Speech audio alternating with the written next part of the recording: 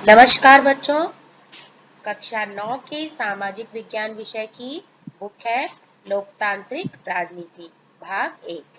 इसके पाठ 2 संविधान निर्माण के बारे में आज हम पढ़ रहे हैं। इस पाठ में हम लोकतंत्र के संवैधानिक स्वरूप पर कुछ बुनियादी सवाल उठाएंगे और हमें संविधान की जरूरत क्यों होती है, संविधान बनते कैसे हैं, इन्हें कौन बनाते हैं और किन तरीकों से ये बनते हैं।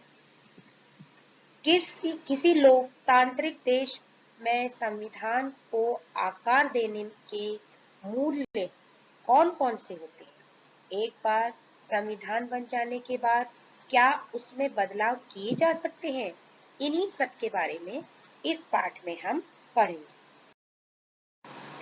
सबसे पहले इसमें दक्षिण अफ्रीका के बारे में पढ़ेंगे। दक्षिण अफ्रीका का संविधान विश्व का श्रेष्ठ संविधान माना जाता है। तो नेल्सन मंडेला, जिनके बारे में आप जानते हैं, वे दक्षिण अफ्रीका के राष्ट्रपति रहे हैं। उनका कथन है कि मैंने गोरों के प्रभुत्व के खिलाफ संघर्ष किया है और मैंने ही अश्वेतों के प्रभुत्व का विरोध किया है। कितना प्रभावी कथन है कि उन्होंने गोरों के प्रभुत्व के खिलाफ संघर्ष किया है और साथ ही अश्वेतों के प्रभुत्व का भी उन्होंने विरोध किया है।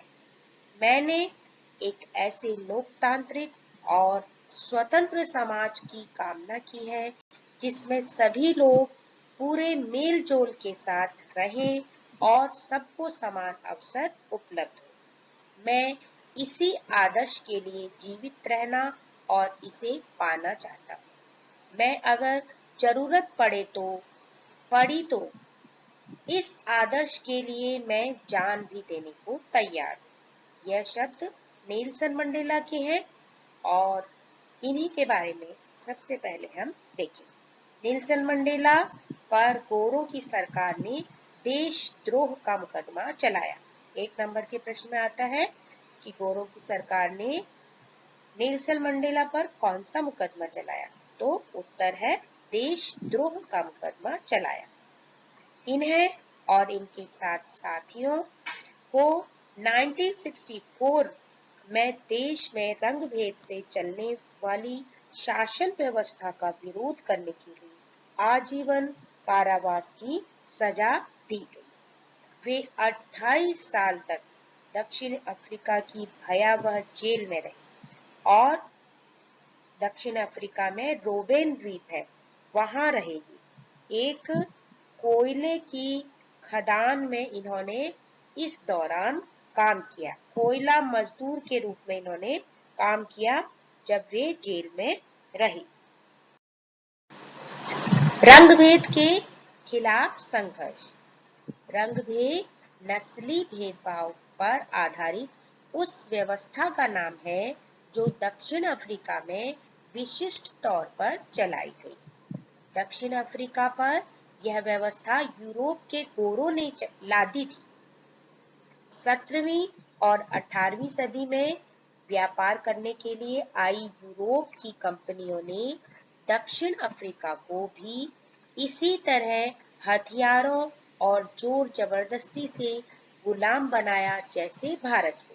जैसे अंग्रेज भारत में आए थे केवल व्यापार करने के लिए और फिर उन्होंने जोर जबरदस्ती और हथियारों के बल पर भारतीय लोगों को गुलाम बना लिया था, वैसे ही दक्षिण अफ्रीका में उन्होंने किया था।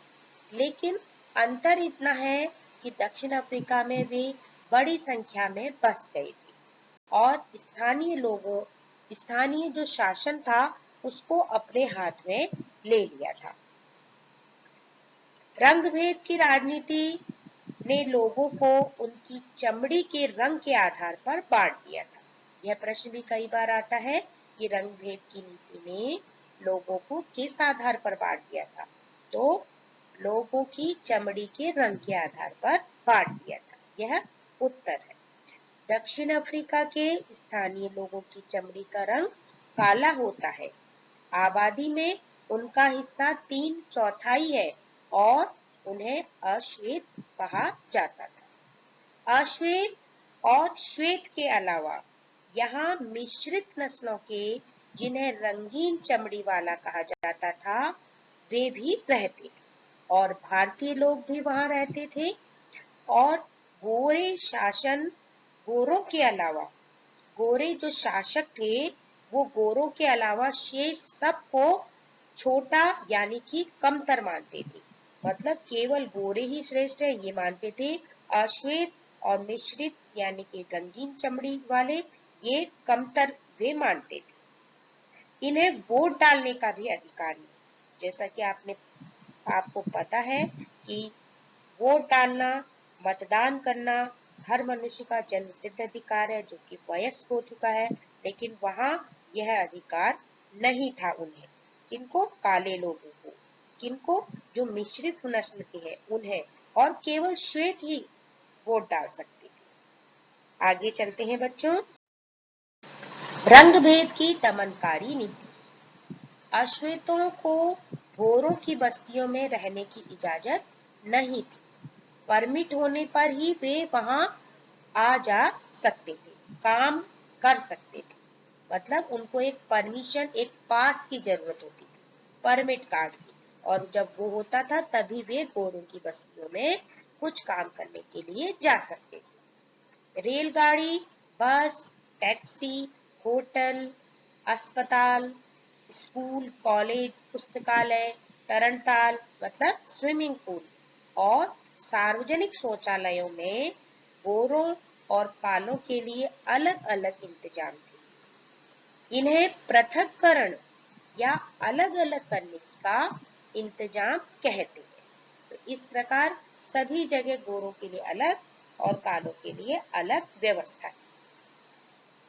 काले लोग गोरों के लिए आरक्षित जगह में तो क्या उनके गिरजाघरों में भी नहीं जा सकते। मतलब वे क्रिश्चियन थे, सभी ईसाई थे, और वे गिरजाघर मतलब चर्च जाते थे।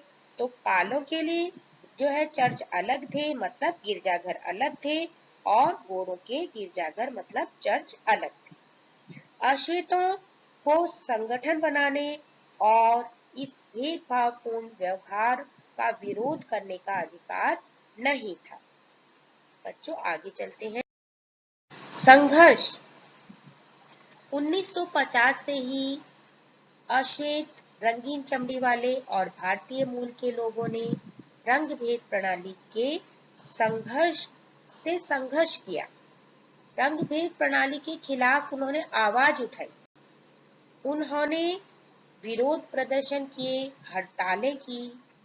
भेदभाव वाली इस शासन प्रणाली का विरोध करने वाले संगठन अफ्रीकी नेशनल कांग्रेस के झंडे तले एकजुट हुए।